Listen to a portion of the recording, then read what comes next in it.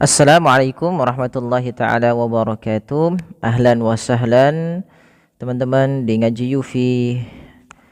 Insyaallah pada kesempatan kali ini kita akan membahas dan menguraikan hukum tajwid pada surah Al-Baqarah ayat 113. Mudah-mudahan dapat membantu teman-teman mengenali hukum tajwid dan memperbaiki tahsin dan tashih tilawah Al-Qur'an Al-Karim. Baik, kita akan mulai dengan membaca isti'adah dan basmalah. أعوذ بالله من الشيطان الرجيم بسم الله الرحمن الرحيم وقالت اليهود ليست النصارى على شيء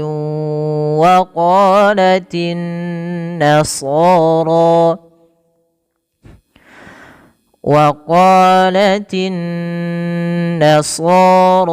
ليست اليهود على شيء وهم يتلون الكتاب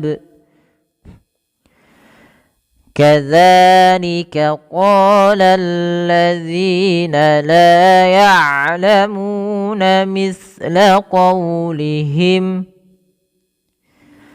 فالله يحكم بينهم يوم القيامة فيما كانوا فيه يختلفون.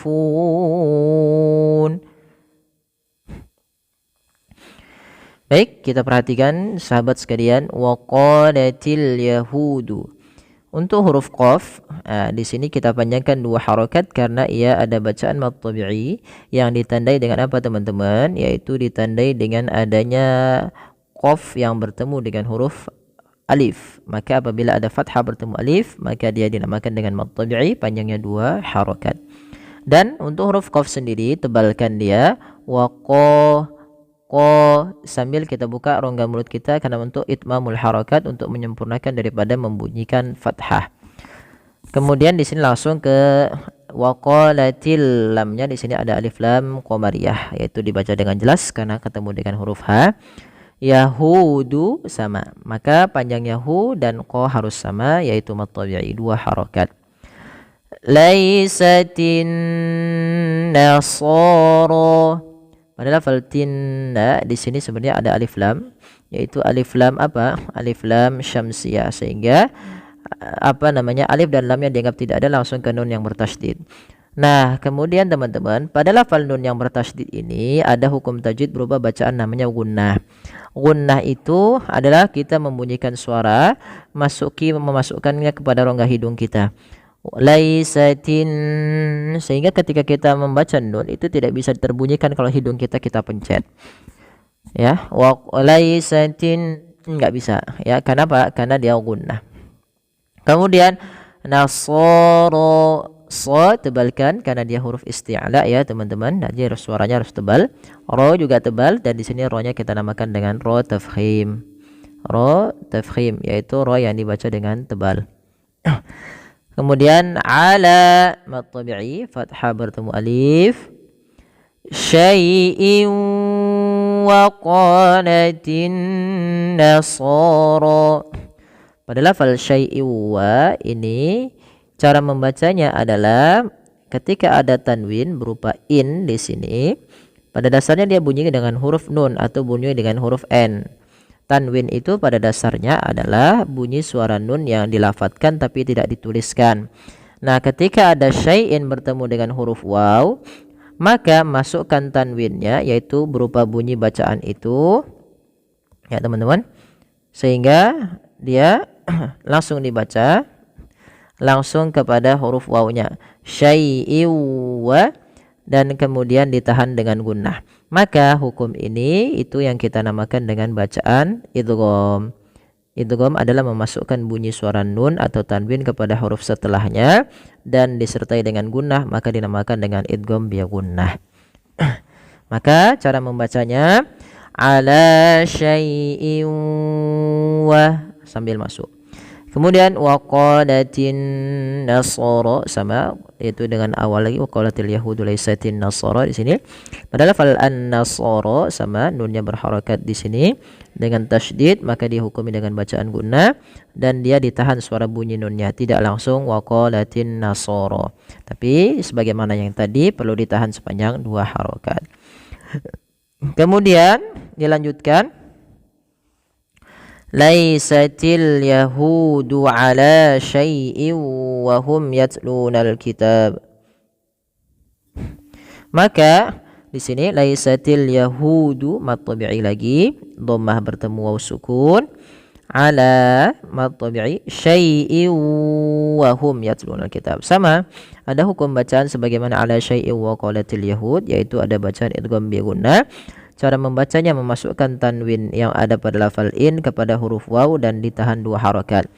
Ala syai'in wa hum yatlunal kitab. Pada lafal wa hum yatlunal kitab. Ini suara mimnya dibaca dengan jelas karena ada huruf mim bertemu dengan huruf ya. Apabila ada huruf mim berarti kita hukumi dengan hukum mim mati. Hukum mim mati ada 3 ya teman-teman. Yaitu yang pertama izhar syafawi, yang kedua idgham mimi, yang ketiga ikhfa syafawi. Huruf idgham mimi hanya 1 yaitu mim ketemu mim, kemudian mim ketemu ba ikhfa syafawi. Sedangkan di sini ada mim mati bertemu dengan huruf ya. Maka itu adalah kita hukum ya dengan izhar syafawi. Izhar syafawi adalah bacaan mim mati yang bertemu dengan seluruh huruf hijaiyah kecuali 2 huruf yaitu mim dan ba. Kalau mim dan ba tidak kita hukumi dengan izhar syafawi. Tapi selain daripada huruf mim dan ba, ketika ada mim mati bertemu setelahnya mim dan ba, selain daripada mim dan ba maka dinamakan dengan izhar syafawi. Maka dibaca dengan jelas suara mimnya. Yatlunal kitab. Nah, pada lafal ba dipantulkan ya teman-teman. Nah, tapi di sini sebelum kita memantulkan ba itu kita panjangkan dulu taknya. Nah, nanti di sini ada hukum tajwid berupa mad arid lisukun pada dasarnya. Maka panjangkan dulu taknya, baru matikan ba dengan bacaan qalqalah, yaitu memantulkan huruf ba-nya. Maka tidak dibaca kitab saja, tapi dia harus ada pantulan kitab. Kitab. Kita ya. Kemudian kadzalika qala alladzina la ya'lamuna mithla qawlihim. Kadza, hati-hati dalam melafalkan huruf zal, tidak boleh diganti dengan huruf zai ya teman-teman. Ini salah sekali, sama sekali tidak betul atau salah. Dan dia banyak orang-orang yang membaca zal diganti dengan zai. Contoh kadzalika itu bunyi huruf zai. Nah, padahal di sini za. Bagaimana melafalkan za yang betul? Yaitu ujung lidah kita, ujung lidah menempel dengan gigi seri. Nah, maka dia ditempelkan. Kadzalika, kadza bukan kadzalika. Kadzalika qala alladzina la ya'lamuna mithla qawlihim. Pada bacaan ini banyak sekali mad tabi'inya. Yang pertama adalah za, qa, zi, la, mu, semua ini adalah mad tabi'i, jadi bunyinya harus sama. Hati-hati dalam melafalkan sa, misla, bukan misla qawlihim, tapi dia misla qawlihim. La ya'lamuna misla qawlihim. Ya, hati-hati dalam melafalkannya. Kemudian fallahu. Pada lafal Allahnya di sini dibaca dengan lam tafkhim. Pada lafal lafzul jalalahnya yaitu lafal Allah. Kenapa? Karena dia ada huruf lam didahului dengan huruf fathah.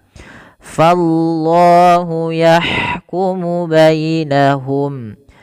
Yah alirkan dalam lafal ha. Ya, jangan dipantulkan yahkumu yahkumu. Ada beberapa mungkin yang membaca dengan memantul. Ini kurang tepat juga. Bainahum yaumal qiyamah. Mim mati bertemu ya sebagaimana tadi, yaitu harus dibaca dengan jelas dan kita hukumi dengan idhar syafawi. Alif lam di sini alif lam qamariyah yaumal, yaitu adanya huruf alif dan lam yang tertulis tapi tidak dibaca, dibaca dengan jelas lamnya. qiyamati ada ya mad tabi'i 2 harakat.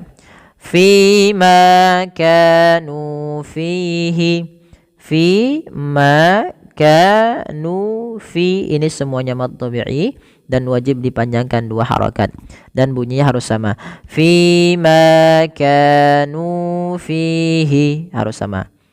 Kemudian yakhtalifun, agak tebalkan sedikit dalam lafal kha, yakhtalifun, yakhtalifun. Kemudian pada lafal fun ada bacaan mad arid lis-sukun, yaitu mad yang terjadi ketika adanya apa? Adanya huruf sukun arid. Pada lafalnya, pada dasarnya nun itu dikatakan kasih harokat na, karena dia berhenti nunnya dimatikan. Nah, sebelum huruf yang dimatikan ini ada huruf waw, yang mana waw termasuk huruf mad. Maka ketika ada huruf mad bertemu dengan huruf yang dimatikan di akhir, inilah yang dinamakan dengan mad arid lisukun. Panjangnya boleh berapa? Boleh 2, boleh 4, boleh pula 6 harokat. Maka boleh yakhtalifun, yakhtalifun 4 atau yang 6 harokat. Baik, kita coba ulang sedikit lagi. Ya, wa qalatil yahudu laysatin nasara ala syai'in wa qalatin nasara وقالت النصارى ليست اليهود على شيء وهم يتلون الكتاب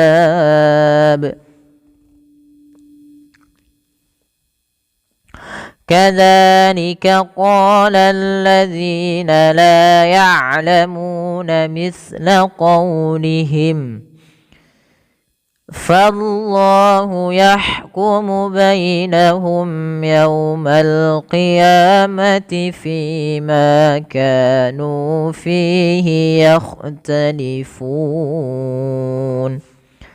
صدق الله العظيم. Ya, alhamdulillah kita selesai. Mudah-mudahan bermanfaat bagi teman-teman sekalian.